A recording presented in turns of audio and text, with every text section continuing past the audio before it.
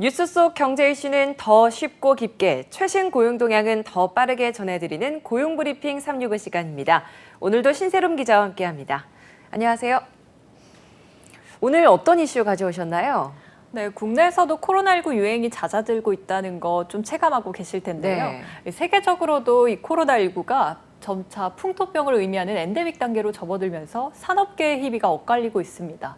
지난 2년 동안 일명 집에만 있는 특수를 누렸던 여러 업종 가운데 가장 큰 걸 꼽으라면 혹시 무엇 꼽으시겠습니까? 집에만 있어서 가장 큰 특수를 누렸다고 한다면 아무래도 배달시켜 먹는 분들 많았으니까 이 배달업종이지 않을까요? 맞습니다. 이 배달 음식 시장 규모는 지난해 기준으로 25조 원을 넘었습니다. 지난 2019년 9조 원대에서 3배 가까이 성장한 건데요.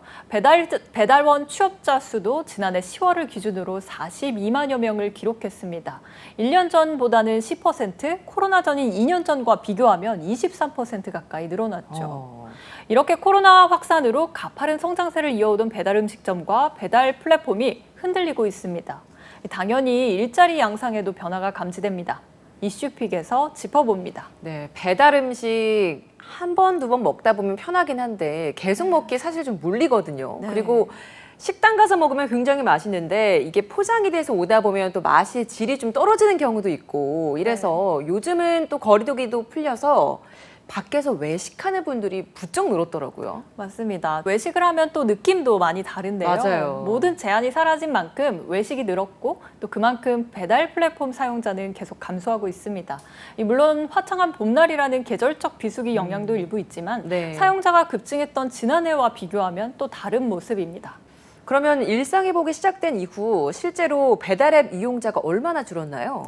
네, 실제 스마트폰을 이용한 지난달 주문자만 좀 통계를 내보면요. 네. 배달의 민족과 쿠팡이츠에서는 3월과 비교해서 사용자가 60만 명이 줄었습니다. 와. 요기요에서는 88만 명이 빠져나갔고요. 지난해 12월과 비교해서 올해 들어 각 배달 플랫폼의 성장세가 확연하게 꺾인 건 확인되고 있습니다. 이 요기요에선 올해 100만 명 이상 사용자가 줄었고 쿠팡이츠의 사용자 감소도 200만 명에 달합니다. 이 쿠팡이츠는 올해 들어서 4개월 연속 사용자가 줄고 있습니다. 그나마 선방한 업체는 배민인데요. 올해 55만 명 줄어들었습니다. 어찌됐든 다 줄었네요. 확실히 사용자가 가파르게 증가했던 지난해와 비교를 한다면 180도 바뀐 양상이네요. 맞습니다. 1년 전인 지난해 4월에 배민과 쿠팡이츠는 각각 전년 12월 대비해서 185만 명, 198만 명 사용자가 늘었습니다. 올해 업계 1위인 배민은 물론 요기요와 거센 추격을 벌이던 쿠팡이츠도 당장은 그런 분위기를 찾아보기 어려워진 겁니다.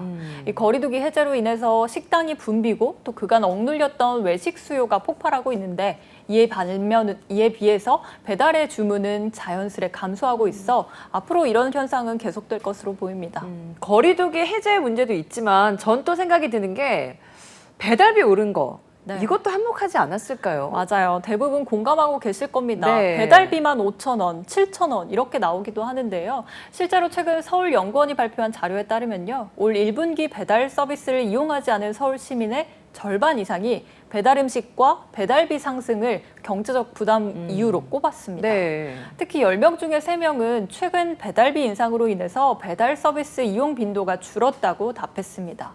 음식점 업주들조차도 이 배달비 인상과 배달비가 음식가게에서 차지하는 비중이 너무 높다고 호소하고 있는데요.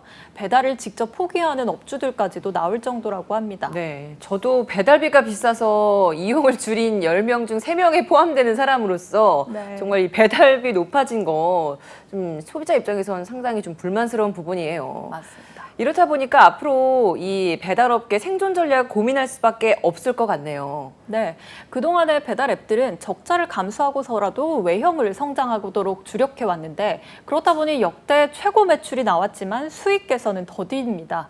업계 1위인 우아한 형제들의 경우에는 지난해 매출은 2조 원을 넘었지만 흑자 규모는 줄었고 자회사를 포함한 연결 기준으로 보면 영업 손실을 기록했을 정도입니다. 네. 사용자 감소가 계속되면 공들여서 구축했던 배달 생태계가 흔들릴 수 있는 만큼 다른 생존 방안 마련을 고민해야 할 시점입니다.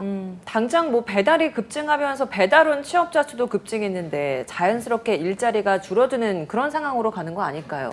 네, 배달 라이더분들이 이용하는 이 커뮤니티를 가보면요. 네. 배달 주문이 체감상 많이 줄었다는 이야기가 많습니다. 실제로 중고시장에는 배달통을 장착한 오토바이 매물이 쏟아져 나오고 있는데요. 대리기사나 다른 직업으로 눈을 돌리는 기사들도 많아지고 있다고 합니다. 네. 중고거래 플랫폼 확인 결과 지난달과 비교해 2배 가까이 늘었다고 하고요. 실제로 구인 플랫폼에서도 운전과 배달업종은 모집 공고가 33%나 줄었습니다. 야, 배달업은 확실히 거리두기가 해제되면서 많이 좀 기울어가는 추세인 것 같은데 반면에 가게 매장 손님의 순이 물리면서 아르바이트생 구하기가 또 힘들다는 목소리도 나오고 있어요. 네, 영업시간 제한 등 사회적 거리두기가 해제되면서 늦은 시간까지 이 가게를 찾는 손님들은 많은데 그만큼 아르바이트생은 늘지 않아서 자영업자들의 고충이 커지게 됐습니다. 그동안 줄였던 일손을 채워야 하는데 아르바이트생은 구해지지 않는 거죠. 통계청 4월 고용동향 자료를 보면요. 주당 1시간에서 17시간 일하는 초단기 근로자는 늘었습니다. 최근 2달 동안 24만 4천 명이 증가했죠.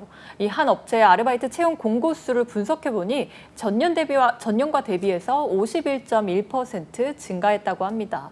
즉 수요가 많다 보니 아르바이트생 구하기가 어려워진 겁니다. 네, 이렇게 어려워지는 곳이 있다면 또 아르바이트생을 구하기가 또 더 어려운 또 다른 면을 확실히 또 확인할 수 있는 그런 모습인 것 같습니다.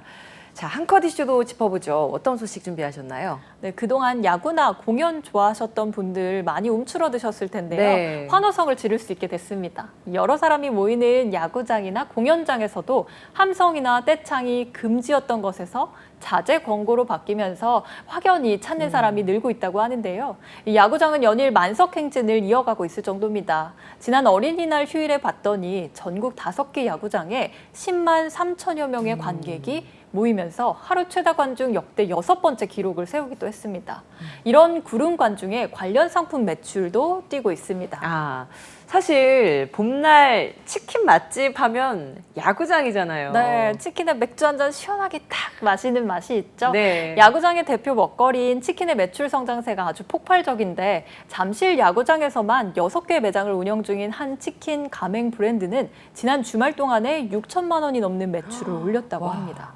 이런 야구장만큼이나 구름 관중이 또 몰리는 곳이 있죠. 바로 공연장인데요. 이 공연장은 관객이 직접 이렇게 만나는 곳이잖아요. 네, 맞아요. 줄줄이 취소됐던 대형 뮤지컬들도 요즘 다시 시작했더라고요. 네, 지난달 18일부터 이달 10일까지 23일 동안 이 티켓을 분석해봤더니 판매된 공연 티켓 판매금이 300억 원이나 된다고 합니다. 이 코로나19가 본격화되던 2020년 같은 기간보다 4배 늘어난 겁니다. 이 관련 통계를 시작한 2019년 하루 평균 판매액의 23일치인 240억 원보다도 25%나 더 많은 수준입니다. 같은 기간 뮤지컬 티켓 판매액은 232억 원으로 지난해 같은 기간보다 72% 증가했고 클래식이나 연극 공연도 마찬가지인 상황입니다. 아, 확실히 억눌렸던 것들이 폭발하면서 이런 수치로 드러나는 것 같습니다. 네, 엔데믹의 과한 수수료 논란까지 불거진 배달 플랫폼들. 이번 위기를 어떻게 기회로 바꿔갈지, 또 이런 행보는 일자리에 어떤 영향을 미칠지 주목됩니다. 오늘도 신세롬 기자와 함께했습니다. 고맙습니다.